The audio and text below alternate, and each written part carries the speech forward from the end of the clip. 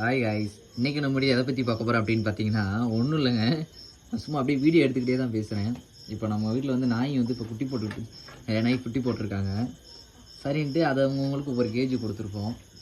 அப்போ வந்து ஏன்னா நம்ம வீட்டில் வந்து ஆடு மாடு கோழி எல்லாமே வச்சுருப்பாங்க. அதனால் ஆடு மாடு நாய் எல்லாமே ஒன்றா தான் இருக்கும். மண்டை நாய்ங்க ஆடு மாடோட எவ்வளோ ஒத்துமையாக இருக்குது அப்படிங்கிறது நீங்கள் பார்த்தாலே தெரியும். இப்போ இது குட்டி போட்டு பார்த்தீங்கன்னா இப்போ தான் ஒரு 10 days கிட்ட ஆகுது. இப்போ தான் கண்ணு முழிக்க ஆரம்பிச்சிருக்கானுங்க. 5 குட்டி போட்டிருக்காங்க.